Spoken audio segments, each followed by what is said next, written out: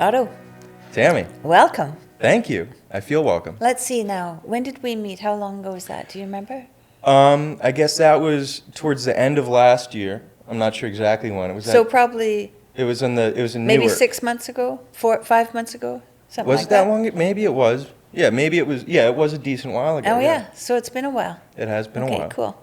So let's start with thanking you for coming.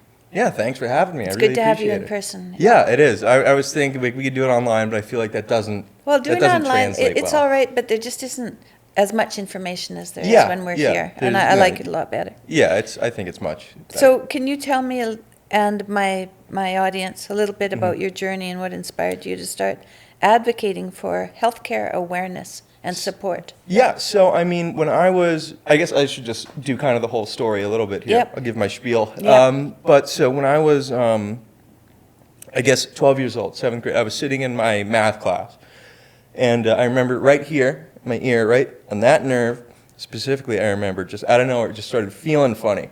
And I remember telling the teacher, like, hey, I've got pain right here.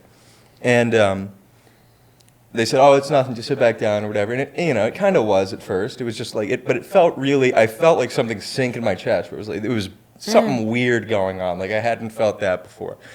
And I remember eventually it got bad enough to where I was almost screaming in pain. And I was like, I'm going to the nurse's office. This is really bad. And I went down there and I was freaking out. And eventually they called my parents, and I was having a lot of issues still. And they brought me home. And then, for multiple days after, it was just getting worse and worse and worse. And this is how I remember it to the best of my ability. Mm-hmm. And after a few days, I remember we went to the hospital because it was really bad. And that just, that kind of started this whole journey of, oh, you have a brain tumor. Oh, you have this. Yes. Oh, you have that. Just all these things that are like, these are awful diagnoses to receive as a child, let alone the parents of a child. So it's, at this point, the whole family is traumatized from all this stuff. And, I'm sure many people are dealing with similar situations and definitely have. And, I was misdiagnosed multiple times. I had some sort of skull head surgery thing for trigeminal neuralgia, multiple other misdiagnoses, and, just the whole thing. And eventually, things transition from just the head to extreme things in the head, like extreme anxiety, freaking out all the time. Like I remember there was one doctor's appointment, I was like sitting under a table, I was like freaking out at the doctor, all this stuff, like awful, awful, awful symptoms. And, I think probably as we're getting here, I think definitely the most traumatic thing wasn't even the illness, but the doctor saying, oh, it's psychosomatic. And they're like, we're not necessarily saying you're making it up, but we're saying it's all in your head. Like when you're experiencing things like that, and it's like, and we're trying like placebos and stuff, like it's definitely, like we haven't ruled that out yet because we still kind of believe in the medical world, and it's just, there's literally no response from placebos, and you'd think there'd be something.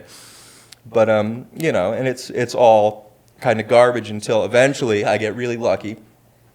And my grandmother's, one of her old neighbors, I think, I think how we know this is they have a pool. Whoever's pool we're swimming in, their neighbors had a son who was, and I think he prefers to remain anonymous, is, super, super successful guy. Like, lots of money, lots of success in like financial world. He has a very similar thing, and he met this doctor, Dr. Suhel Najjar, who we mentioned.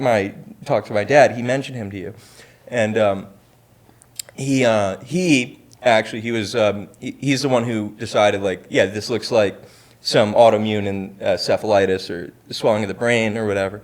And he pursued that pretty vigilantly and eventually got us IVIG, and I did IVIG. What's that?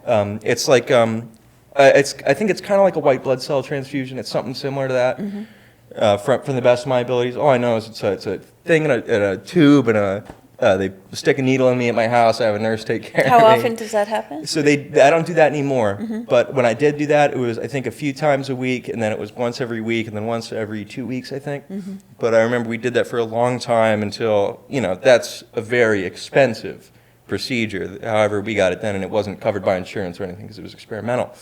And I know we... Did it help? So in my experience, I think it did help. I do think it did. And I don't think this is going to be the case for anyone, but I do think, I was still messed up after I had this treatment. But, and, that's eventually, I think, when, like I mentioned to you before, I went to Texas and I with the meat and stuff and exercise, and I'll elaborate more on this further, I guess, but with stuff like that, I think that is what initially got me to the position where I could start trying things like that in the first place. So you changed your diet after how long of trying conventional therapies? It was a long time. It was a really long time. I guess I was 21. Okay. So yeah, I guess right. 9 years. Yeah, wow, that's a long time. Yeah. And, but yeah, so I guess diet was a big part, exercise, and, going out, doing stuff in the first place, which is very, as I'm sure you know with Michaela, it's very difficult to take those first steps of, being able to like go out and do stuff, you know. But yeah, I guess that's so how it I started became with interested. when you were 12. Yeah. So all through junior high and all through high school. So how did your education go during that So time? I didn't go to school. Oh, you didn't? So I did. Yeah, I couldn't do any version of it. And Did you have teachers come to your house or something? We tried homeschooling. We tried like a decent homeschooling thing, and I remember I just couldn't do that either. You couldn't focus? I couldn't focus. I remember I would freak out out of nowhere. And just kind of all the problems that kind of come with stuff like that. Yeah. It's and it's definitely it's really rough, dealing with that stuff, because it's isolating. Huh? Yeah, it's really isolating. And I remember, and that's a huge thing for me, as is the isolation. Loneliness and isolation. That's the biggest. I think that's the biggest impact is when you deal with these things, you become incredibly alienated because no one can really share an experience with you. It's like, oh yeah, and back in high school when we did this, when it felt like that, and it's like, I don't know what high school is like. I never even got to deal with bullying or something like that. Maybe luckily, maybe unluckily, but it's but yeah, it's a real trip. I forget exactly where I was, but all I'd asked you about was to share a little about your journey and what inspired you to start advocating for healthcare. Yeah, I think it's just that, and the fact that no one took it seriously. The main points I have to take from that are What do you mean by no one? Doctors? Like doctor, that's the main thing, where it's like this is the one person you look to validate what you're dealing with, especially when it's something that you can't see like that, where it's just like you're stuck in bed. You're hoping someone validates it, and they don't. They really just don't.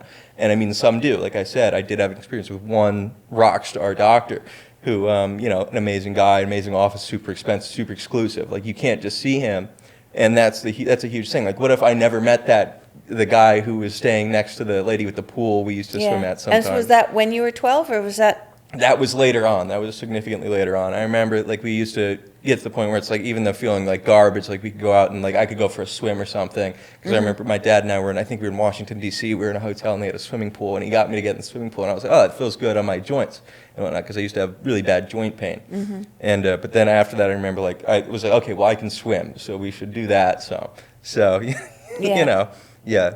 So that's I guess that's the end of that point. I guess is the validation from doctors important. The not covering it with healthcare is, I think, ridiculous. So you had to pay for all of this out of your pocket? Yeah, my parents did. Luckily, they didn't disown me, and they want to cover the expenses. But that's something you'd think you'd hope that someone would be a little more willing to cover expenses like that if you're paying for this insurance. Yeah. But yeah. So you faced significantly difficult life challenges, like early in your life. Yeah. How have these experiences shaped your perspective on community and connection, especially when it comes to loneliness? Well, I think it's a lot more important than anyone realizes, and I think that an important thing I've learned is that there are a lot of issues with connectedness as well. Like when you're like a kid in modern schooling, like you'll always, like I feel like everyone I know is like they want to impress people, they want to conform to other people. Like it's want to be part of the scene, want to be part of the group. Yeah, it's pretty natural. Yeah, and it's for me that's really bothersome because I've never really felt that. I remember going to school, I was like kind of a shy kid. I'm definitely not shy now. Very extroverted, social guy, and I think that definitely comes from sort of that experience of, not being in school. And so the second I do get outside, it's like I do want to connect with people like as me, and I feel like a lot of people sadly don't get an experience to do that if they are hyper-conformative to whatever the sort of herd or group is doing. They definitely want to be part of things, and not in any minor way. And do you not think as then the themselves, education system is limiting? The education system being limiting is an understatement, I think. Like in my experience, it was. I remember I was super into computers and like crypto stuff and whatnot, and I was like, now I absolutely hate the crypto community and whatnot. Like I've had a lot of. What happened? I've had a lot of experience with them. They're definitely weird people. So it's still pretty. It's not regulated.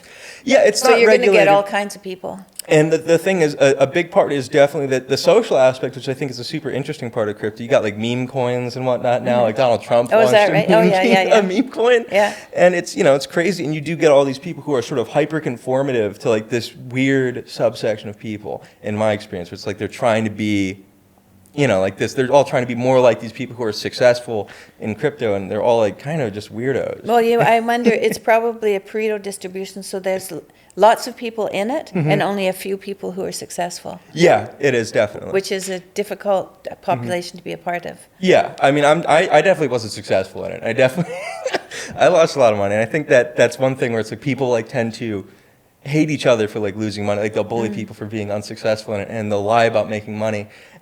And I'm not a fan of the dishonesty stuff and whatnot, but you have this whole sort of like, I don't know if you remember like hype beast stuff when everyone had like the Supreme hoodie on and things. It's like, it's kind of like that. It's like, just like, but you guys can't afford the Supreme hoodie. Why do you have the Supreme hoodie? And it's kind of a lot of that, Kind of superficial. Yeah, very, very much so. Yeah, very, very. So, in terms of loneliness, what have you done to change that in your life? Well, I mean, one thing I've done is I definitely put myself out there a lot more. It's it's very hard to find people who I can get along with at all. But the few times when I do, I value that relationship a lot. And that's like, what do you do to maintain that relationship? I try and hang out with people, whatever I can. One thing I'm working on lately is I definitely try and overcorrect for me, presuming I'm kind of an unlikable person because I've been used to no one hanging out with me because, I was in the hospital all the time. There's some version of that.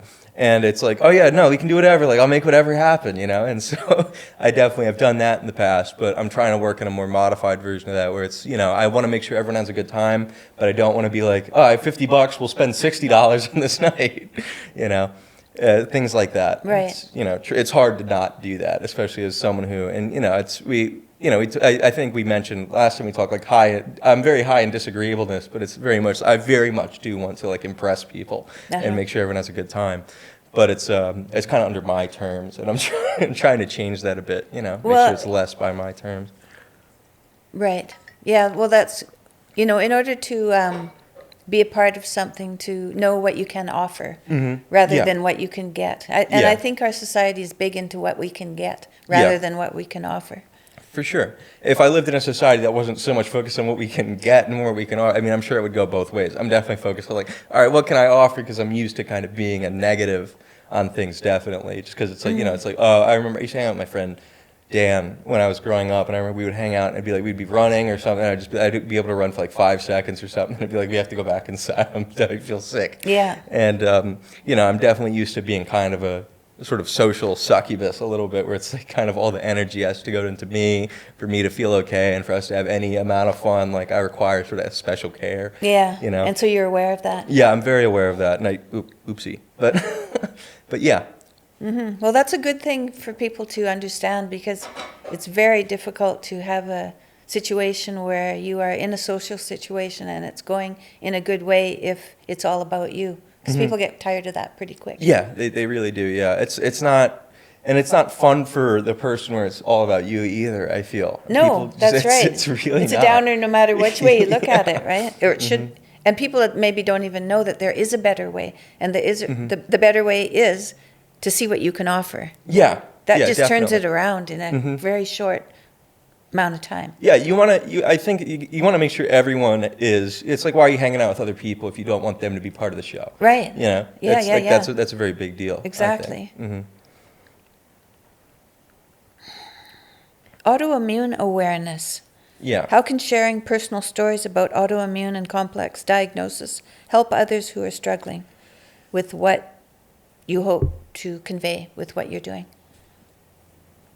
I think a big issue is that people don't understand necessarily that it is, like, that these issues are as complex as they are. It's like, I know a lot of people, me even in my family, we knew it as Lyme disease for a while, and I think there's a whole community of people there where it's like, and a lot of it is not true. A lot of those cases are definitely people trying to seem cool, like people who are going out getting Starbucks every day and like talking to people about how they have Lyme disease, and the line, or I don't think that's necessarily Lyme disease, but I do know a lot of people, like close family friends, who are like, they have issues like going outside, and they have like serious problems, like they're very seriously, and I'm sure some part of it is definitely like the mental aspect. Like, I know doctors like, oh yeah, people just don't want to do things, and it's like, well, they deal with a version of this for long enough, and like you kind of lose that ambition to want to try too hard, and that, for me, that's definitely, like, and I'm sure we'll get there in a minute, where it's like trying harder, increasing that baseline of how well you feel. That's the important thing.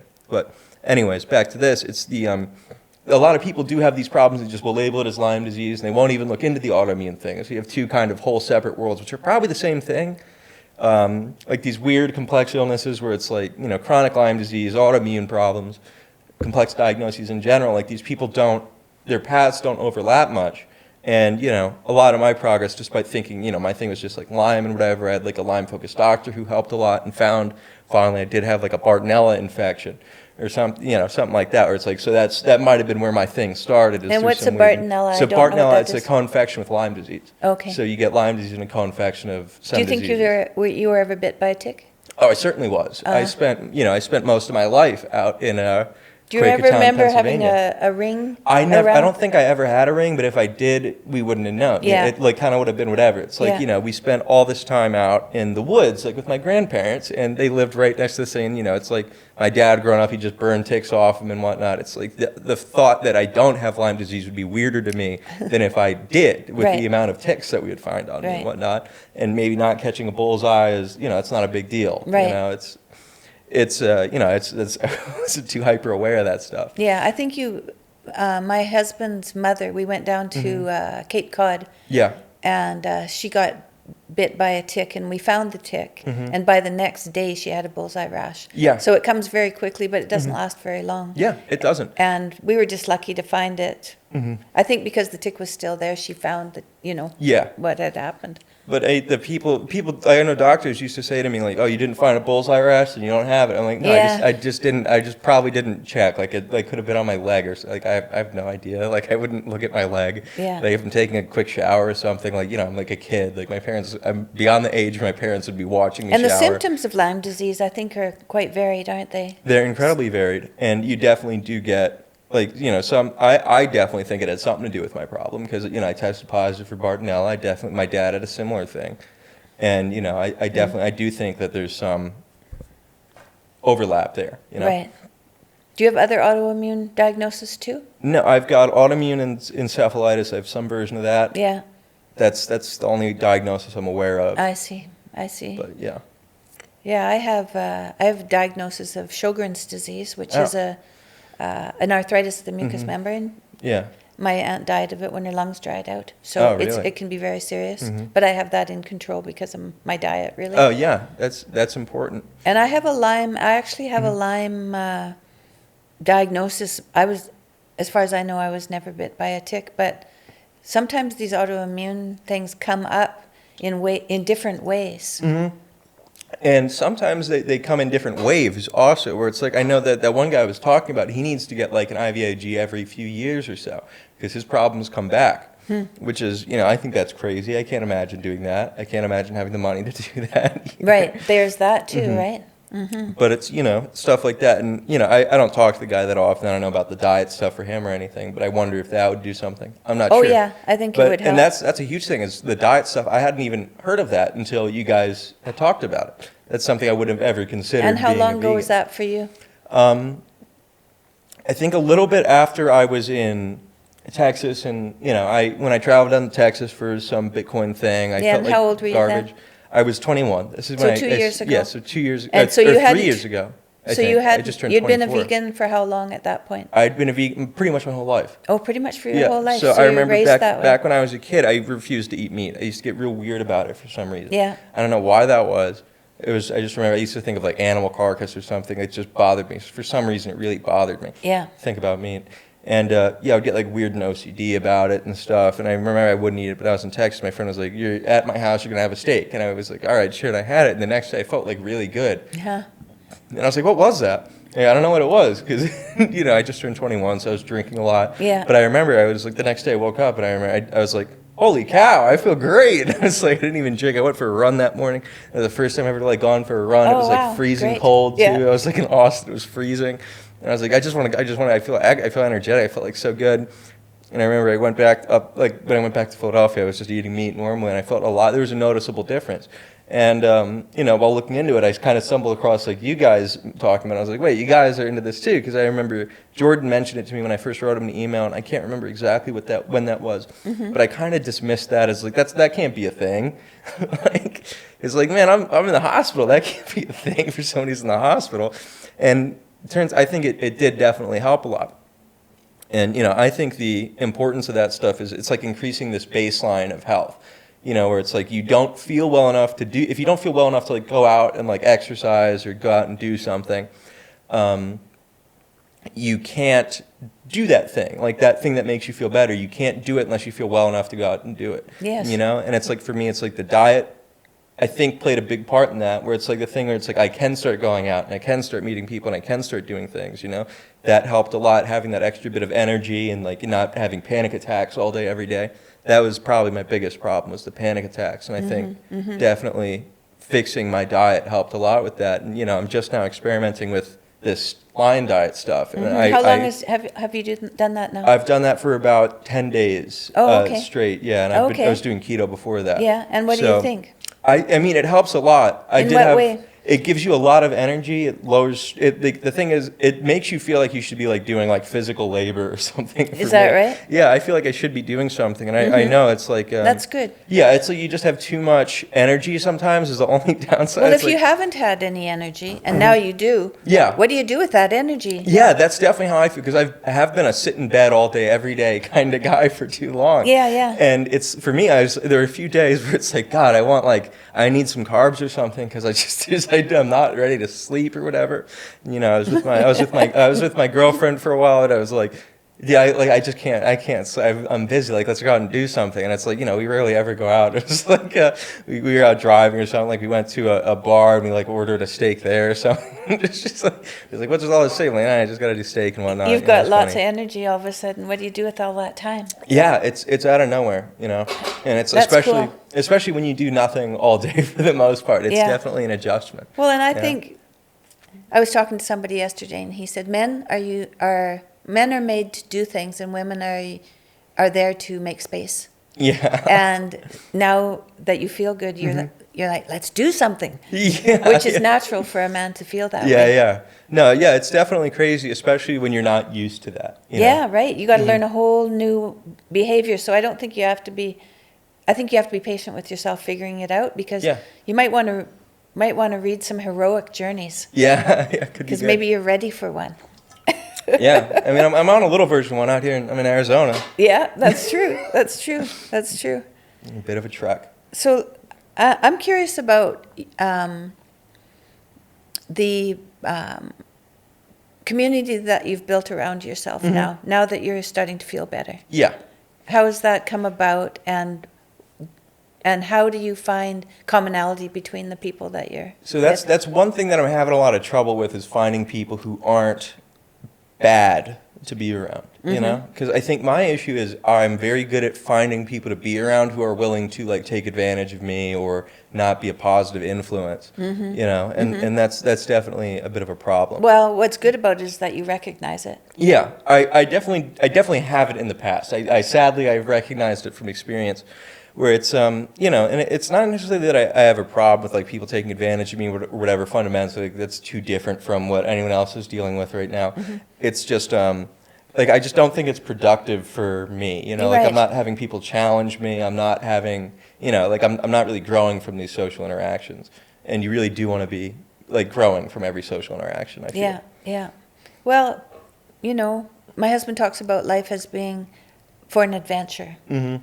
And so the way that I understand that is that I'm to be not trying to command my own future, but to see where the opportunities are, Yeah. and to try to be open to them. Yeah, no, that's definitely the way to go about it, I think. And that's definitely an issue when you have everyone around you kind of either not doing anything or just looking to get something out of one another. Yeah. Like, and, you know, it's definitely my issue with, like, talking to crypto people and whatnot, where it's, like, even the people who, you know, I didn't feel like had a parasitic relationship with someone else. We were always trying to get it out of, like, someone other than me or me from them or something. It's like everything was built in a way where it's like, oh, you're just kind of supposed to be screwing everyone over. And it's like, this is kind of gross. And it's like, you aren't, like, it's just for money. And it's, like, not even a lot of money. Like, the people don't have as much money as they think they do. Right. And whatnot. So it's just really weird space.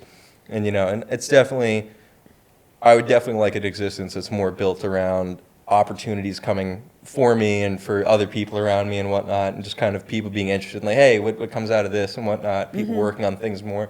I would definitely like to be surrounded more with people who are. Are you working now? I'm not working. I'm trying to find some job I can work in. I see. If anyone watching, whatever camera's recording me. Have you written a CV?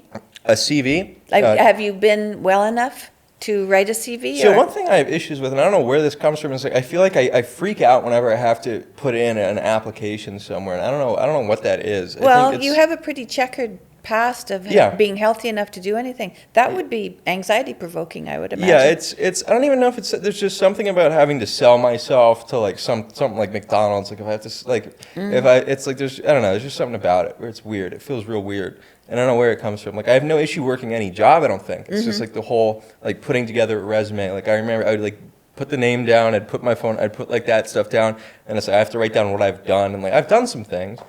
But it's just like, I don't know, it's just like this awful feeling of dread whenever I try and do that. And I'm not sure where that comes from.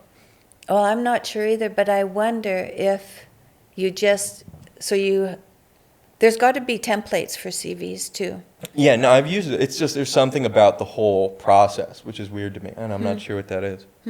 Interesting. Well, you have had, and do you find yourself anxious very much anymore? It depends. It definitely depends. It Depends on what?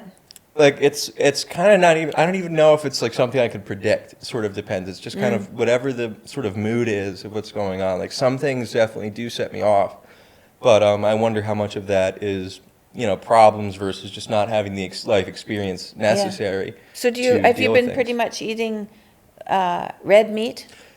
Steak only, pretty much. Yeah, and like, drinking water? Yeah, drinking water. It's like water, steak, salt. I'm going by the Jordan Okay. Peterson, Joe Rogan clip. Good for you. And then you said 2 days ago you changed that. As of 2 days ago, I have been, because since I got on the airplane and Yeah. they gave me a charcuterie board and I Yeah. had like cheese and crackers, Oh, and yeah. well, I'll just, I need some food. Yeah. So it's 'cause, And you so know. what happened when you did that? So it's immediate. There's kind of like it feels like there's sort of some distance between like me and what's going. Like there's like between yeah. my sight and like how I feel. It feels Kind of like there's, a fogginess? It's like I don't know how to put it other than like there's kind of like things feel a little bit further away and like not as, things are a little closed in. Like kind of a general anxiety sort of overlays everything a bit. Like, and you know, I wish I hadn't felt that before I came on the podcast. But Well, you it's know, something to talk about anyway. yeah, it definitely is something to talk about. And it's been 10 days, so you were bound to try something, because Yeah. why should you believe in something before you know it's real? I mean, I did a few days of it, and I remember I've had like little spikes where I've done it, and then I've not done it for a little bit just because it's been like there's a little too, like the too much energy thing. I remember I was trying it for a few days, and I had some stomach problems, and the energy came with that too. But it was like just kind of like a skewed, like sort of like this is I feel a bit too much, like. I feel like I should be doing too much right now, and I don't have like a plan booked or anything, and I have to interact with people, and I don't really want to be on edge the whole time, and you know, stuff like that. But it's you know, the stuff like that where it'd be like, all right, well, I feel a little bit wired. I'm gonna eat like I'm gonna have French fries. I'm gonna sleep. I'm just gonna knock myself out with something gross. Right. So that's what carbs do to you. They knock me out too. Yeah, They could knock me out do for that. 2 or 3 hours actually if I Yeah, would eat them. they do. It's kind of crazy how much of an effect the food has. Yeah. Like that was one thing I hadn't thought about, was like how crazy of an effect food has. Yeah. Where it's like, you know, I know like if you take like a tab of acid or something, you're going to be out of your mind. It's hard to imagine like, hey, if you eat like just like red meat, that has a noticeable effect on you too. Yeah, and if you like, ate like a pumpkin pie, Yeah. it'd be like an acid trip. yeah, exactly. It's like this whole other thing, you know? Mm-hmm. I definitely wasn't ready for that. Have you done any, you know, Jordan has his selfauthoring.com. Have you looked at that? I've heard of that. Oh, you haven't looked at it? That's from a while ago. I haven't looked at it. Well, it has 3 programs in it. Past authoring, present authoring, future authoring. Past authoring is to write down any experiences that keep coming back to you. Yeah. So you haven't processed them completely. Yeah. So you write all that stuff down. It's like kind of like writing an autobiography, which instead of the memories being kind of all over the place and interfering in your daily life, Yeah. you can put them more in a compact place. So Yeah, it's controlled. yeah, it's controlled. Yeah. Then it's better because then you have access to them and you can leave it behind. Yeah. Whereas the present authoring is identifying your virtues and your faults. Yeah. And so then you can see where you can see what to be thankful for, and you can see where you can improve. And so that's a really good exercise too. And then the future authoring is to identify 3 or 5 years down the road, if you are taking good care of yourself, who you might be. So it's a dream. Yeah. It's a dream, and you're not supposed to edit. You're just supposed to dream up who that person would be. You write it all down, take about 15 minutes to write that all down, and then you start to look at what your bad habits are and where that future would end, so that you have something you know to leave behind, Yeah. something to stop you from going in that direction, and then help you to go forward. And then you outline goals that you would like to achieve. And I did that.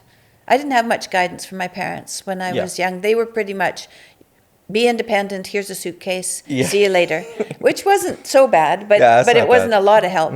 And so I was looking for self-help books to get myself through university, to find out what to study, all this stuff. And I did Jordan's future authoring once I'd gone through university. He was writing it with still pen and paper. And I thought, that's helpful. Yeah. When I did that, I thought, and I had looked around at all of the different kind of self-help, and I was like, that's helpful. That's going to be really helpful for people. So it's like $15. So it's not expensive. Yeah, that's cheap. Yeah. Yeah, and it's also private. So nobody else looks at what you wrote down. So it's really like a diary. It's like a diary, but you can, now that it's online, you can put your goals in, and you put a timeline in for those goals, and it'll send you reminders. So it's a little bit of a... Oh, that's neat. It's a little bit of, you said thing. you were going to do this, have you done it? Yeah, that's neat. I Right? like It's that. like, oh yeah, I was going to do that. Maybe I should do it. So I very much liked it. Selfauthoring.com. Selfauthoring.com. Yeah, and Neat. I find that people who are, and you're really in a time where you've overcome some things, and now you're on your way. You're in kind of a transition period. Yeah. That's a very good time to do the future authoring. But Yeah. I think because of all your trouble, you know, like guys who've been in war, they do the past authoring, and Yeah. it's very helpful for PTSD. And you might even have some PTSD from what you've been through.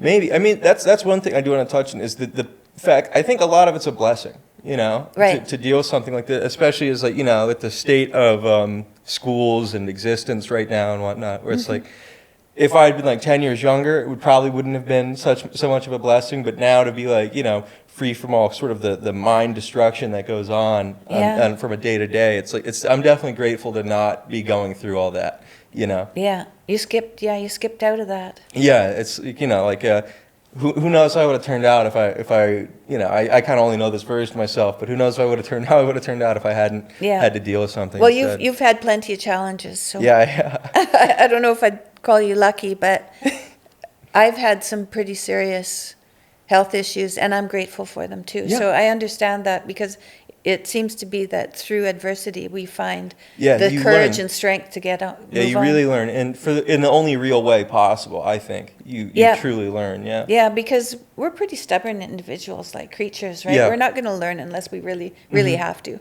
Yeah, and you know, when you go through something like that, you learn a lot about yourself and about other people too, definitely, especially like, based on how you interact with other people, how other people treat you. Yeah, well, with you these said it things. was pretty lonely in school because you were sick and your classmates, and they weren't around for you. Well, no one was really interested in me at all. I think maybe one person might have visited me. or Yeah. something. Yeah. How long were you in the hospital for? Probably on and I mean, I saw hundreds of doctors. I was Right, wow. on and off, in and out of the hospital for years, pretty much. Wow. Wow. It was Yeah. a rough time. It was a rough time. Yeah. Well, my daughter, when she was sick too, Mm. she came to know which friends were legitimate friends. Yeah. Or not even that. Which friends had the strength of character to stand by her. Yeah. You know, some people probably just hadn't had enough experience or enough guidance to be strong for her. And so it's too bad that, because it is nice to be able to stand by someone when they Yeah. have rough times. So that's what you hope for in someone.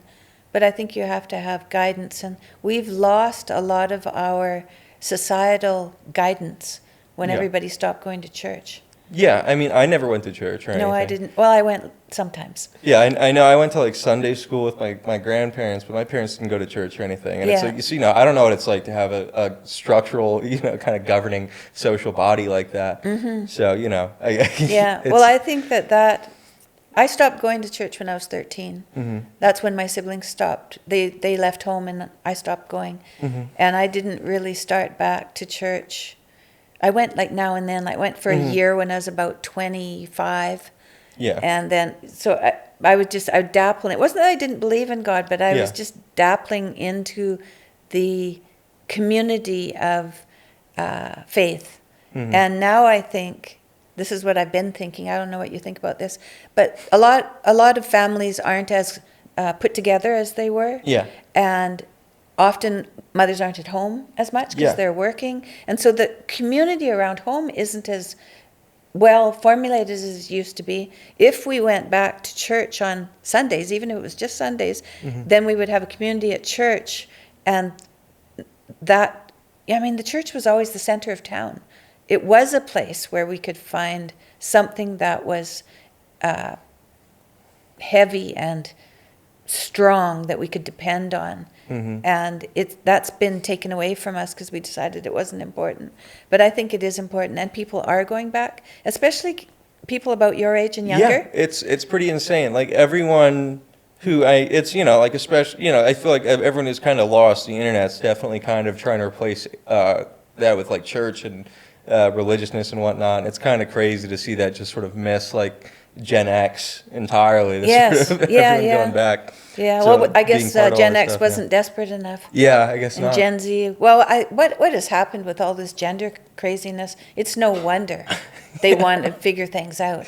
Yeah, I mean, that's what I say kind of about it being a blessing. It's like, I don't know where I'd be if I like trusted the people around me to make social decisions Yeah, about yeah. what I should be thinking and feeling. Yeah, that's for sure. Because it's bad enough to be lost and feeling alone without people filling your head full of things that aren't meaningful. Yeah. So yes, I can see Yeah, that would have been. It's a lot.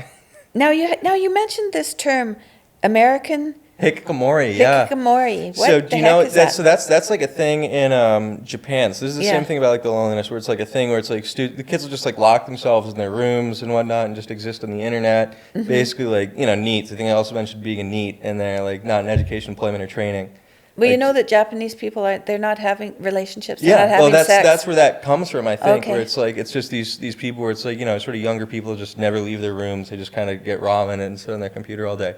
And I Yeah. think that I know a lot of people think that's a good thing because the internet's offering more and more stuff. But as someone who likes human connection and stuff now, I think that's the scariest thing ever, that's becoming a thing here. Yeah, I agree with you that that's not healthy. Yeah, it's not even that it's not healthy. It's really scary as someone who's younger and participates in society to some extent. Where it's like, are half of my compatible friends or girlfriends or whatever going to be locked in their rooms forever? Are these people just never going to try and enter society at all and just be on Reddit all day or something? I don't know.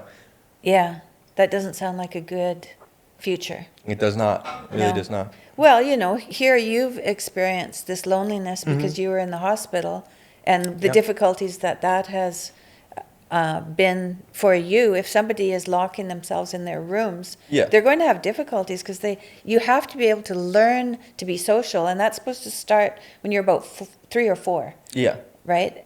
To to play together, which means that I'll sacrifice a little bit of what I want so that I can play with you, and so will you. You'll sacrifice a little bit of what you want so we can be together. And if you're always in your room doing whatever you want to, how are you going to relate to other people? And I think that's kind of the point, is that people don't want to relate to other people.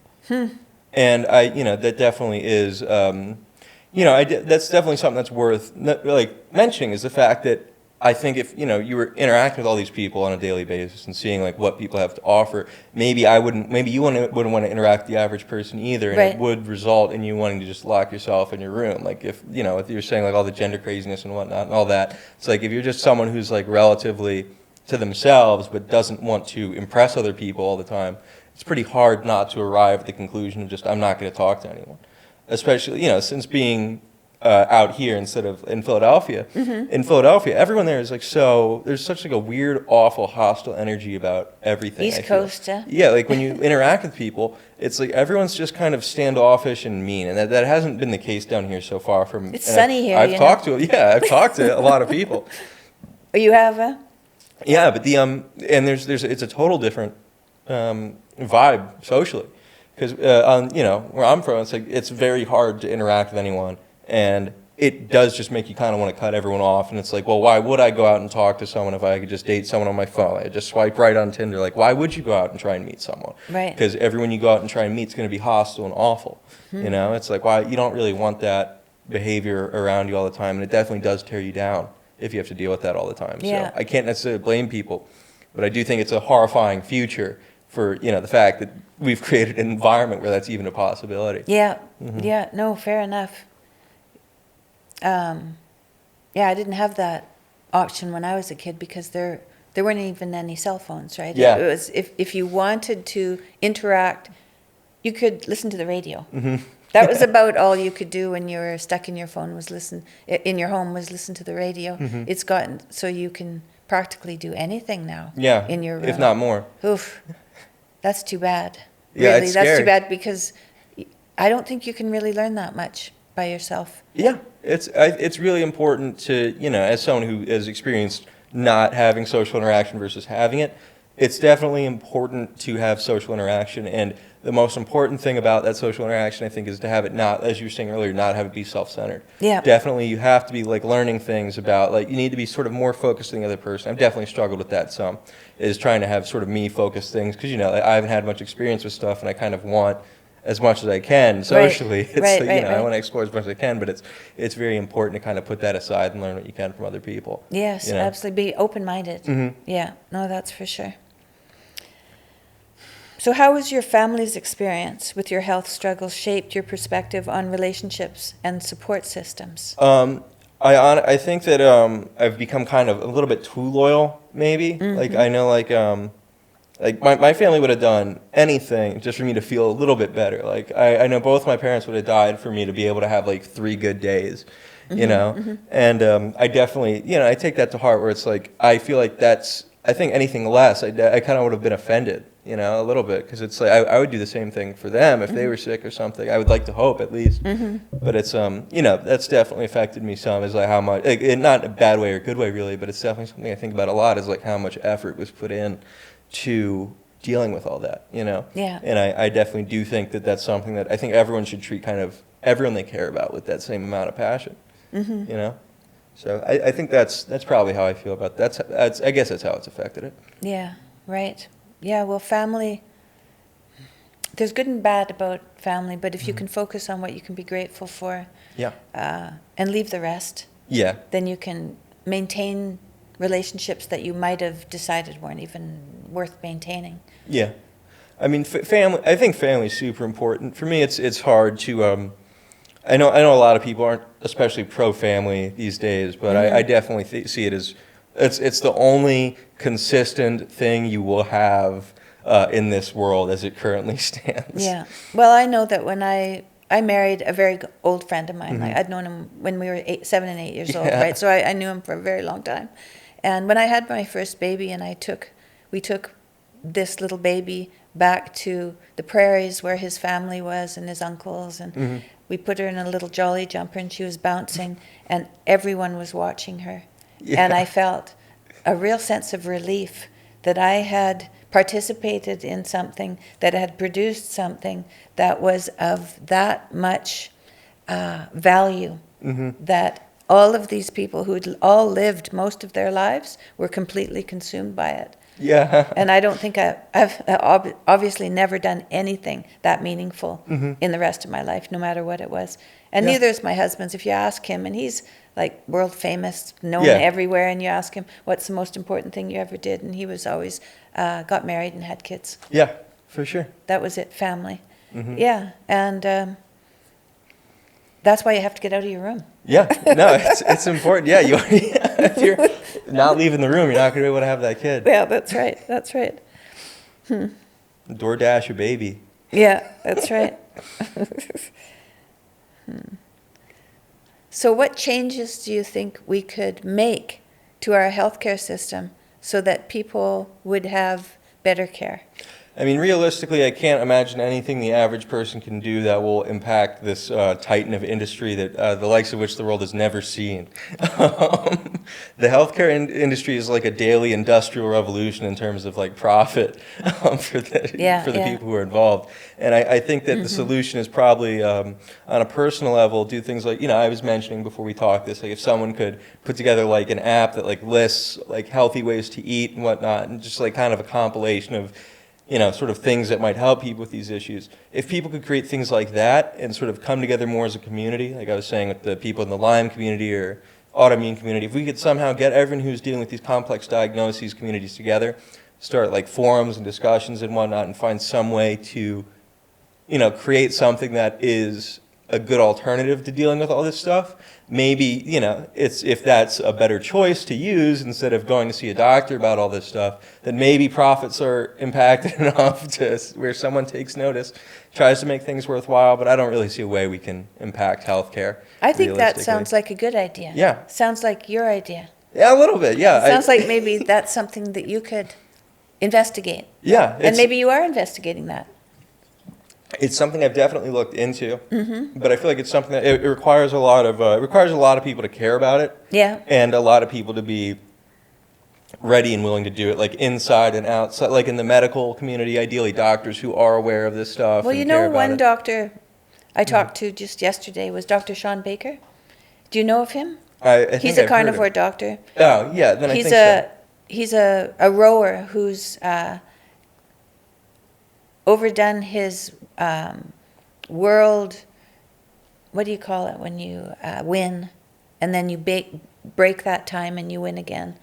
Anyway, whatever that's called. He's done that 20 times. Oh, wow. And he's a big strong guy, man. And he has been, I think it's been 8 years he's just been eating meat. And he's very vocal. And he has a new company that's in 48 of the 50 states called Rivero. And this is, he said, they're not physicians diagnosing, but it's a community of people trying to set up, if you go there, you can learn about and engage with healthcare professionals who are trying to really communicate with you and help you forward. So Rivero, Dr. Sean Baker. Rivero, yeah, I'll have to look into that. Yeah, that look into really that. Cool. It might be, I haven't looked into it yet. I just talked to him, but that might be something that sounds would awesome, help you.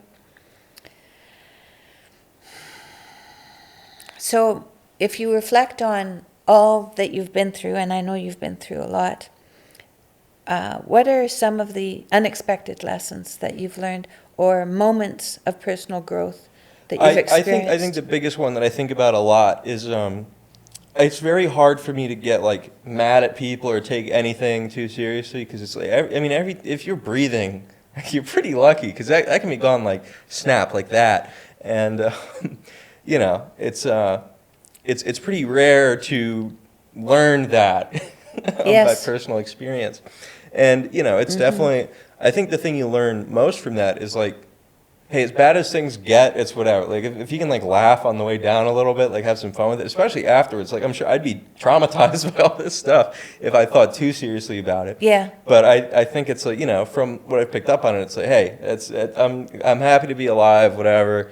And like it's definitely a good way to feel about things, is like to be kind of grateful for what you do have, what you can do. Yes, and absolutely. it's been very hard for me to not smile as much as I can since feeling better. Yeah. Because, and it's, for some people it's a bit much sometimes, but it's, for me, it's like, hey, I refuse to not be happy if I can be happy. I'll try my hardest. Yeah. Yeah, I agree with you. That's definitely an important I definitely thing. agree with you. I know when Michaela was sick, my parents came to visit, and my dad was a very extroverted, very smiley. Any picture you had of him, there's a little smile on his face no matter what, And I went upstairs and looked in the mirror, and I wasn't smiling. And I looked in the mirror, and I thought, I always used to smile. Yeah. And I've lost it. So I started smiling, and I was practicing smiling, right? And I was walking down the street, and I could tell I was smiling, and it wasn't really true. It wasn't a true smile. And some people would smile back at me, and some people would look at me like I was kind of crazy. But over time, that smiling started to change my life back to a joyful way of life. Being happy is a lot more important than people recognize. I don't want to say like having things that make you happy or anything is like it's not necessary to make yourself happy at all. Like that's not what's important. It's just being happy is important. Well, looking at the bright side of things, people think, that's kind of a trite idea, but it's not really. If you can see the light in a situation, then you can sometimes find the lesson that was there. Especially if it's a real bad one. Like if it's something that's like going to hurt you, you want to be able to just laugh at it and, not traumatize yourself over something, Yeah. And I think a lot of people forget that. But no, it's really important to be able to look at things positively. Like otherwise your life's just going to fall apart a lot quicker than I think you're aware. Because once you feel miserable, everything becomes miserable. Yeah. Like you lose the motivation to do stuff. Like everything you do ends up being miserable. So you just stop doing things and don't want to do things ever again. It's not so if good. you look at the bright side, as they say, which is kind of a trite phrase, but if you do try to look and see the path forward, the thread of light that's going to take you to a better place. Yeah. Well, that is what we're supposed to follow, right? Yeah. We're supposed to follow that with faith, so that we're not afraid of it, and have the courage to take the next step. And that's all we really have to do, is take the next step. You don't have to get to that point right away. You have to think, I see the point, but what do I see around me that will bring me closer? That's definitely. I mean, I definitely try my best to not. That's one thing I struggle with, is immediately trying to do everything. And I don't know if that's just how I am, or if it's kind of a side effect of what I've dealt with or whatnot. But it's definitely, if there's something that I feel like I want to get done, it's like if I don't have it done in like 5 minutes, or if I haven't achieved my goal in like 5 or 10 minutes, it's like, shoot, it's all worth this. I did it all for nothing. Right. So perseverance is important. Yeah, that's good. For sure. Yeah. So looking ahead, what changes would you like to see in the healthcare system? Well, you told me that. You said that you want a community, you want a way to get involved with people in the healthcare system that are really advocating for you. Yeah, I think in and outside of the healthcare system, too, it's just to be able to find people, and to be like, if someone faces some sort of medical injustice or mistreatment or something, they shouldn't have this like multi-year to forever waiting period where they have no idea what happened, or they have no justice or whatever. Where it's like, if health insurance is like, hey, we're not going to cover your IVIG or something, it's like, then you should, like, immediately people should be like, hey, you need to cover their IVIG, some sort of social outcry to find some, because corporations are relatively willing to give whatever a mob wants because they don't want a mob on Twitter or something. And so, some sort of way for a mob to organize a little bit. A group to advocate. Groups, and, some like vocal groups of like, people who are together too. It's like, people who have dealt with things, and it's just like, a relatively close-knit community of people, and it needs to be accessible and ready for anyone, and it needs to be out there. And, it just has to be easy for anyone in any position to be able to become part of those communities. It can't be something you have to jump through hoops for, all this crazy stuff. It's just, there's too many hurdles to get towards just normalcy right now. Well, when people are ill too, I know, I've seen that in my own family, that you wish that they would get out there and do things, and whatever is stopping them is enough to stop them, and so then they can't do it. It isn't because they're lazy. Yeah, and it's especially not because they don't want to. Yeah. Like I think that's a huge thing, is the lazy, and like it's like you don't want to do it. It's like when doctors say like you're lazy, you're making it. It's like no, it's like especially like when you enter the territory where it's like, hey, healthcare's not paying for this. It's like, and the doctor's still gonna say that it's like, oh, you're just making it up. Like it's like, no, this is I'm paying for this. I mean, I'm sure you do get loonies who are out there paying thousands of dollars pretending they have diseases they don't, but I'm sure it's nowhere near as common. No, I doubt if that's very common. As they say. Like, I feel like that takes another level of insanity. Yeah, right. But, well, doctors, we've been through a lot with this pandemic, and I think, I hope that this has given doctors a good amount of time to think about where their industry is at and what kind of changes need to be made. A lot. The healthcare industry feels like it's stuck way in the past. It feels like it hasn't changed in forever. It's like I think they've just been depending on pharmaceuticals. Yeah. Yeah. The pharmaceuticals are pretty crazy. I mean, I feel like people don't understand that it's like when you take a Lexapro or something, that's the same thing as like shooting a heroin or smoking weed or drinking a beer, and people think it's healthy. I think people think that it's not like it's a drug. It's like, no, they think it's healthy. Like they think it's like green. Like they think it's good for you. They think it's actively making them feel better. It's like, I don't know if you've seen like the brain scans, like what antipsychotics do over like a 40-year period. No, what do they look like? It's like just like this whole area is like gray matter and stuff. Geez. It's like, it's not good. It's like the brain's like deformed. I don't know how real that is. Well, but when you take, it's real enough for I me know to have when seen you it. take some of these psychiatric drugs for depression and for anxiety, that your body stops producing the neurochemicals that you need because the drugs are doing that for you. So then if you go off the drug, then you're left bereft who knows? You need the drug, Because then you need it. Yeah, and so it's no one should go off one of those drugs in a fast manner. You should do that, a weaning of that over many, many months actually. Yeah. And then maybe you'll be all right, but it's still a big maybe. You have to be super, super careful. Yeah, that stuff's rough. Yes, rough. It is very And they rough. prescribe it like it's candy. What's it, 1 in 3 Americans, or is it 1.5 now? It's between 1/3 and 1/2 of Americans are on antidepressants. It's crazy. Yeah. Like it's 1/3. I mean, I don't want to say 1/3 of America isn't depressed, because it might very well probably is. Maybe 2/3 is depressed, but I don't think 1/3 needs chemical reconstruction of their brain. No, well, there's obviously something going on. Maybe it's all of the ultra-processed foods that we're eating. So here's one thing that I think is crazy. It's like, and I know everyone. It's what's it? RFK or whatever. Yeah. Yeah. It's like he's like and I know a lot of very smart people who are like, it's like RFK is like, they shouldn't be putting cancer-causing materials in the Fruit Loops. And like, oh, shut up, you Nazi.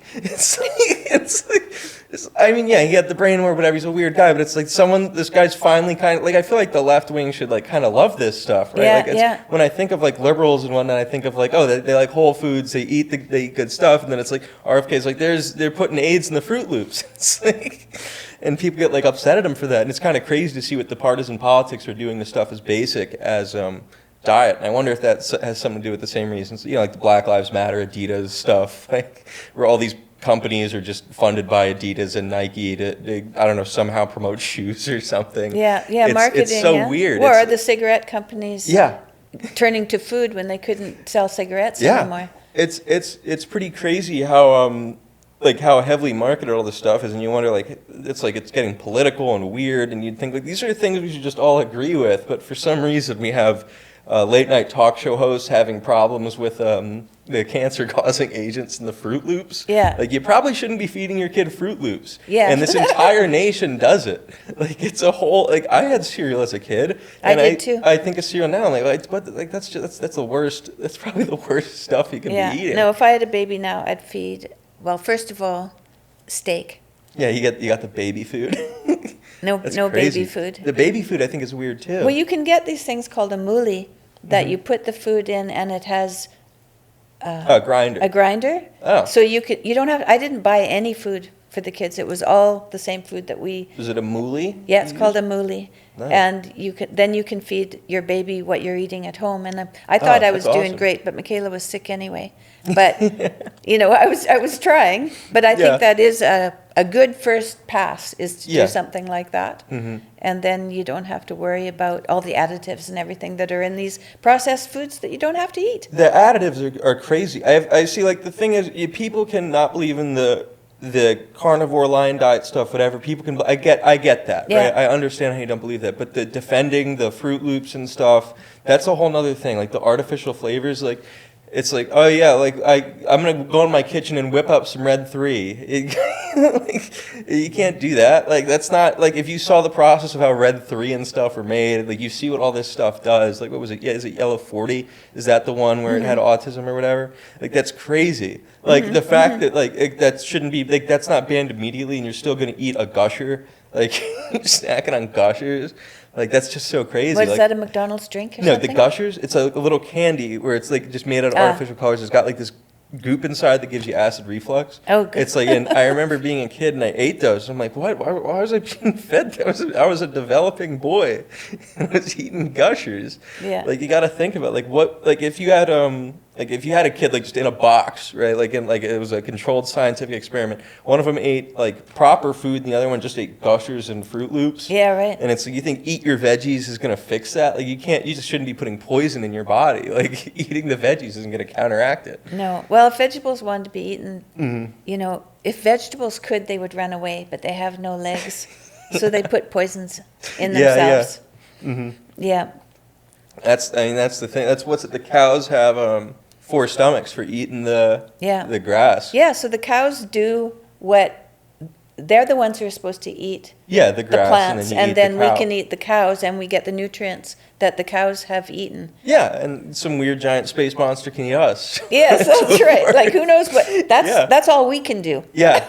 But it's, for sure. It's like, I saw one thing, I was watching like a TikTok or YouTube short or something right before I came over here, and I was like, well, that's weird. It's like, I was just flipping through and I saw a cow. I'm like, what's this cow one? And it was talking about how, like, it was like saying, like, this is why you got to eat natural grass. And they're talking about how the cow eats the grass. And it's like, you need the bacteria in the grass and stuff, so the cow eats it. So only eat grass-fed cows. But I was like, wow, that's crazy. It's like all this stuff gets all these views, but people are still eating like all vegetables kind of work like that. It's like it's supposed to be eaten by like a larger animal that processes it properly. Yeah, like an orangutan. Yeah. And all they do is eat all day and digest all day.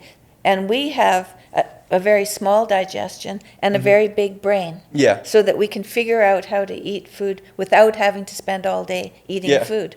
And the way we do it is we raise animals. Yeah, for sure. I mean, that's definitely, I think a lot of people forget that evolution's a thing when they talk about this stuff, where it's like a lot of people talk about like stuff like shearing sheep is cruel and stuff, or it's sheep have evolved with us. Like, sheep didn't used to grow coats like that. Like, they need the coat kind of shaved, or else it's gonna choke to death in its own fur and stuff. But it's people definitely forget that we evolved alongside these animals and whatnot. Yeah, that's right. So yeah, I guess that's probably my end point there. So, are you going to continue to try the lion diet, or I am. It's just it's difficult being out here and whatnot. It's I like to cook my own steaks and whatnot. I've gotten really. I should have brought you some carnivore crisps. Oh, you have carnivore crisps? Yeah. Oh gosh, how do you get those on Amazon? Yeah. Oh, carnivore crisps. Yeah, you get them. The ones that I like, I'll show you. That sounds good. Let's see, what are they called here? I mean, one thing about the carnivore diet, I'll say this. Try it for a week, you'll get good at cooking really quick. You get really good at cooking. I think that's helped me a lot too, is just being like, I didn't Do you have really know how to cook. an air fryer? At my house? Yeah. Yeah, I do, but I don't, I feel like I like to do, what I like to get some sirloins. Yeah. I'll like put them on the grill pan. My mom taught me how to do this. Shout out to my mom's sirloin cooking method. My mom's the greatest cook of all time. Hands down, I'll put money on that. But she like gets the sirloin, she like bastes it in like butter, and she puts it on each side for a little while and then throws it in the oven. So reverse searing. Yeah, reverse searing, whatever that is, And that's whatever that process is called, reverse searing and throwing it in the oven. These that's are them delicious. beef jerky crisps in this blue package. Oh. Those are very good. And you know what I do with them? They're by Naked? Is that the company, or is it People's Choice something? People's Choice. People's Choice? Oh, yeah, it says Naked because there's nothing on them but Oh, salt. oh, nice. But what I do is I take a package of those. Mm-hmm. I take my steak, and I always cook them from frozen. Yeah. Because then they're nice and crispy on the outside and red Oh, on the inside. yeah. So that works very well. And then I put those on a cutting board and I cut them up real Mm-hmm. small. And then I take the steak out and the fat that's in the bottom. I cook these for about 2 minutes. Ooh. And then they're crunchy bits. I love It's crunchy so bits, and I yummy. put them on my steak. And Yeah. so then you have, because that's the thing you miss on this diet is something crunchy. Yeah, yeah. So then you get these, and they're crispier than they are. They're good like the way they are, but they're crispier, and you can then eat them with your steak, and it feels like you have an accompaniment to your Yeah, steak. I mean, yeah, that is true. You do miss the crunchiness of things. Yeah. So I'll send you this link because of all the carnivore crisps I've tried, these ones, they're always fresh. They're always good, and you can get them on Amazon. They take a while to get the first time. Yeah. Then you can always have a repeat and have them. And then you travel with them. Oh, yeah, that's nice. I mean, traveling is pretty expensive at the airport. I stick carnivore snacks in my suitcase. Oh, that's so good. Yeah. That that's way, yummy. if I'm at an airport and I can't get anything, I have something to eat. Yeah, that's yeah. good. Yeah, I think that's the best plan. Yeah. Well, good luck to your future endeavors, and with your spirit, I think you're just going to do just fine. Thank you. Same to you. Thank you. Thank you.